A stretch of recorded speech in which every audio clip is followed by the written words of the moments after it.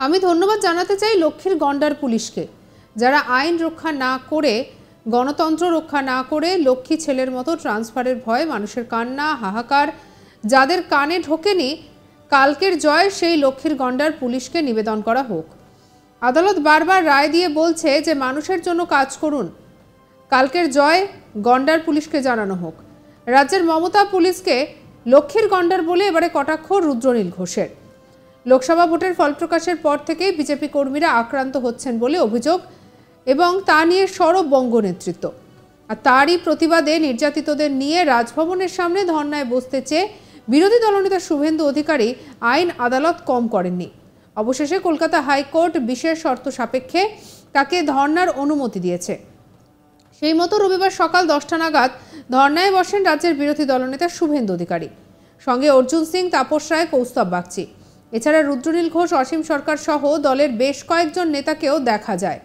আর মঞ্চ থেকে রাজ্যের পুলিশকে বেনজির আক্রমণ করলেন বিজেপি নেতা রুদ্রনীল ঘোষ। তিনি বলেন যে গত লোকসভা নির্বাচন এবং উপনির্বাচনে জয় মৃত্যুর ওপর দিয়ে হয়েছে। আমি ধন্যবাদ জানাতে চাই লক্ষ্মীর গন্ডার পুলিশকে, যারা আইন রক্ষা না করে, গণতন্ত্র রক্ষা না করে লক্ষ্মী ছেলের মতো ট্রান্সফারের ভয় মানুষের কান্না হাহাকার যাদের কানে ঢোকেনি। আদালত বারবার রায় দিয়ে বলছে মানুষের জন্য কাজ করুন। কালকের জয় নিবেদন করা হোক লক্ষ্মীর গন্ডার পুলিশকে। কোনো রাজনৈতিক দলের জয় নয়, পশ্চিমবঙ্গের মানুষ সেটা জানে। কি বলছেন রুদ্রনীল ঘোষ, শুনবো। গত লোকসভা নির্বাচন এবং উপনির্বাচনের জয় সেই মৃত্যুর উপর দিয়ে হয়েছে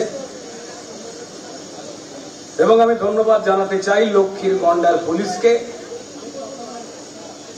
যারা আইনের রক্ষা না করে, গণতন্ত্র রক্ষা না করে, মানুষকে রক্ষা না করে লক্ষ্মীর ছেলের মতো প্রমোশনের লোভে বা ট্রান্সফারের ভয়েতে মানুষের কান্না, মানুষের চিৎকার, মানুষের হাহাকার যাদের কানের পর্দা দিয়ে ঢোকেনি, তারা কানের পর্দার চামড়া এত মোটা করেছেন যে গন্ডারের চামড়া থেকেও মোটা হয়ে গেছে।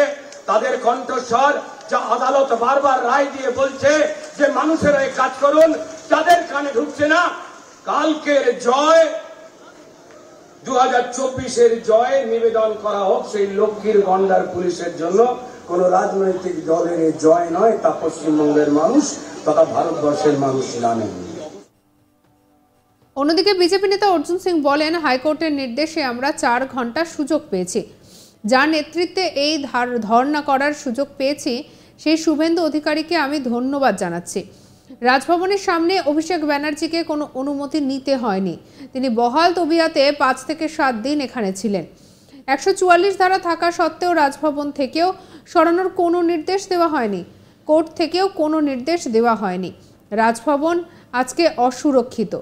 যে মন্ত্রী সরাসরি বলছেন যে একটা হিন্দুকেও যদি আমরা ইসলাম ধর্মে নিয়ে আসতে পারি সেটা আমাদের সৌভাগ্য। আমি ওনাকে বলবো, আপনার বাবা একজন হিন্দু মহিলাকে বিয়ে করে ইসলাম ধর্ম গ্রহণ করেছিলেন, আপনিও করেছেন। আপনি মমতা ব্যানার্জি অভিষেক ব্যানার্জিকে ইসলাম ধর্ম গ্রহণ করান। কি বলছেন অর্জুন সিং, শুনবো। যে হাইকোর্টের নির্দেশে আজকে আমরা এই 4 ঘন্টা সুযোগ পেয়েছি, যার যে নেতৃত্ব দিয়ে এই লড়াই করেছেন শুভেন্দু অধিকারী মহাশয়কে আমি ধন্যবাদ জানাচ্ছি। যে রাজভবনের সামনে একটা অভূতপূর্ণ ঘটনা করিয়েছিল সরকারি দল। অভিষেক ব্যানার্জিকে কোনো পারমিশন নিতে হয়নি। তিনি বাহাল তবিয়তে 5 দিন 7 দিন এখানে চালিয়েছিলেন। রাজভবন থেকেও তাকে সরাবার জন্য কোনো নির্দেশ দেওয়া হয়নি। 144 থাকা সত্ত্বেও কোর্ট থেকেও কোনো নির্দেশ দেওয়া হয়নি। কিন্তু আজকে কোর্টের মাধ্যমে আজকে এই নির্দেশটা পেয়ে আজকে যে মানুষগুলো অত্যাচারিত হয়েছে তাদেরকে সামনে রেখে আজকে এই আন্দোলনটা হয়েছে। আমি শুধু ঘটনাগুলো বলবো, সময় নেই, তাই জন্য রাজভবন আজকে অসুরক্ষিত। রাজ্যপালের এগেনস্টে মলেস্টেশনের মামলা দেওয়া হয়েছে। আর পশ্চিমবাংলা সরকার রোজ খুন করে যাচ্ছে। আমরা শুধু বলে যাচ্ছি যে এবার আমরা ছাড়বো না, এবার আমরা ছাড়বো না, এবার আমরা দেখে নেব। এটা কতদিন হবে এই প্রশ্ন আমি সারা ভারতবর্ষে যারা বিজেপি করেন সবার কাছে রাখছি, আমাদের নেতৃত্বদের কাছে রাখছি। কতদিন এটা চলবে?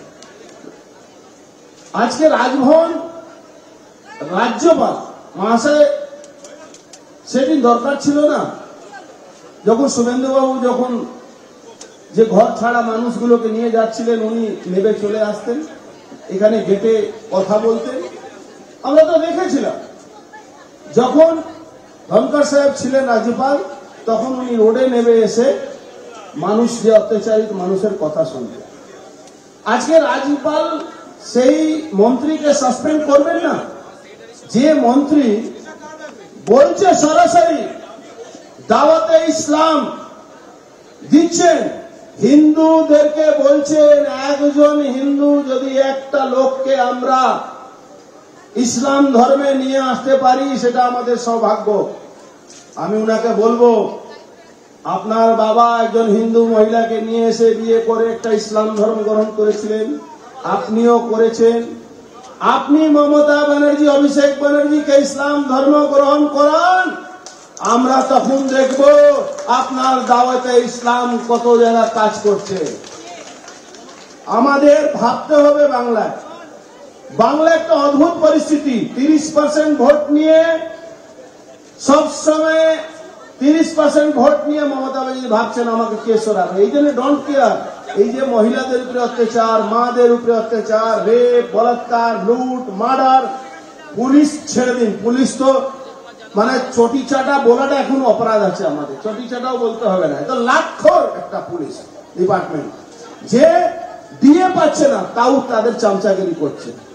আপনি ভাবুন তো, 30% ভোট নিয়ে তারা এগিয়ে আসছে, আর কিছু লোক আমাদের মধ্যে 1000 টাকার জন্য বিক্রি হয়ে যাচ্ছে, কিছু লোক 1000 টাকার জন্য বিক্রি হয়ে যাচ্ছে।